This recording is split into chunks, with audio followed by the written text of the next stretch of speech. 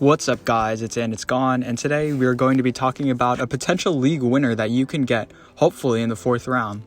With the advent of these new rules, I don't think it's far off for this player to receive a number 1 overall finish among shortstops. This guy's been elite for a couple of years now, and despite having a down year in Texas, he still hit 33 home runs and was one of the top hitters in all of baseball. This guy consistently gets underrated fantasy-wise due to his slow nature and non-base stealing ways.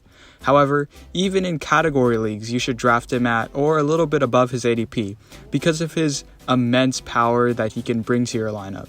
Although the shortstop position is very deep this year and quality shortstops falling to the 11th round, I'm okay with taking this guy in the 4th, thanks to his immense upside. Of course, I'm talking about Corey Seager, former Rookie of the Year winner and shortstop of the Texas Rangers. While doing that Rangers video, I became hooked on the Corey Seager MVP year, and I firmly believe that he has the potential to be the number 1 shortstop this year.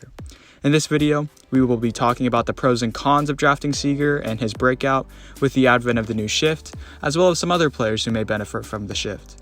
But before we get onto the video, could you guys please hit the like and subscribe button? Currently, only 3% of people who watch my videos are subscribed, so if y'all do, not only would it help me grow my channel, but it also encourages me to create more videos like this one for you guys. And without further ado, let's get on to the video. Well, for starters, Corey Seager's peripherals were dazzling last year, and given that he only finished with an OPS plus of 119 last year, there was so much left on the table. Seager finished within the top 3% of expected batting average, in which they take into account launch angle and exit velocity to find the probability of hits in expected slugging. In fact, Seager's expected batting average and slugging were 283 and 510, which would have put his OPS at 865, which would have finished 7th in Major League Baseball just behind Pete Alonso, a first baseman, and if he was even luckier than his batted ball data, he could have finished much higher. So, where did all those hits go? Well, Seager was the poster child of being a victim of the shift. Being a left-handed pull hitter with power and poor speed meant that infielders could stand way in right field and steal a base hit after base hit from him. However, with the removal of the shift this year, we can see a new Seager who is much luckier than the surface numbers suggest. Seager has always been a guy who hits the ball hard and will give you 30 home runs even in the cavernous Globe Life Park. However, with the removal of the shift, I don't think it's unreachable for Seager's batting average to now be in the high 200s.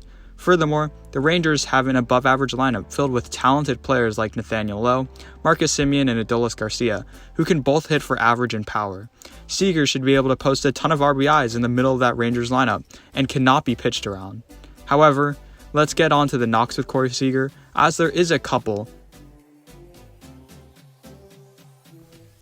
The number 1 knock on Corey Seager is that he's not really going to steal you any bases. For a player drafted as high as Seager in the 4th round, you want someone who's going to be a 5-tool player who can impact every batting category.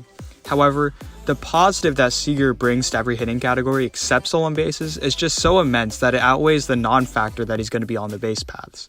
Furthermore, due to the fact that Seager's drafted so high, you can now build the rest of your team with stolen bases in mind and draft some speedsters like JT Realmuto in positions that there may not be as many steals to make up for it. Another knock is that it's still argued upon whether the advent of the shift will really do anything. However, Seager was the number 1 victim of the shift being shifted upon, with the most, having the most hits taken from him as well. With the removal of it, at least with him, there's only going to be positives, and he's going to see more hits go through on the right side. Furthermore, we've seen possible variations that fit within the advent of the rules, such as the 5-man infield being tested in spring training to variant effects. Is it possible that Seager becomes the first victim of a new shift? Maybe, but it seems unlikely due to the lack of success that it's seen in spring training. So here's a draft in which I was able to get Corey Seager in the middle of the 4th round. I didn't draft the shortstops ahead of him like Trey Turner and Bo Bichette, mostly because I didn't have the opportunity to, but also because I knew that if I really wasn't able to draft Seager, I could draft some solid ones later in the draft. Knowing that I was now lacking in the stolen base category, I was able to draft Dalton Varsho and Thairo Estrada to make up for it lacking in the stolen base category. Embarrassingly, I was writing the script while drafting this, so I kind of drafted 3 shortstops pretty early, but overall, I'm still happy with how this draft turned out. The shortstops can be in my utility slots or taking up the shortstop spot when Seager has an off day. For my bench and pitching rotation, I drafted a ton of sleepers there, and some of them were even in my past videos. So if you haven't seen my past videos, go check them out after this one. The links will be in the description down below. So we've seen how Corey Seager could possibly benefit from the loss of the shift. So how can other hitters benefit as well? Almost all left-handed pull hitters like Joey Gallo, Anthony Rizzo, and Mike Yastrzemski will benefit somewhat due to the lack of the shift, but there are really 5 players who should benefit the most from the removal of the shift, and you may want to keep that in mind when you see them on your draft board.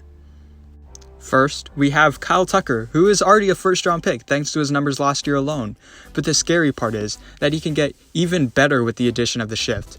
His numbers when shifted upon were much worse when he wasn't shifted upon, with his slugging and batting average each taking a hit.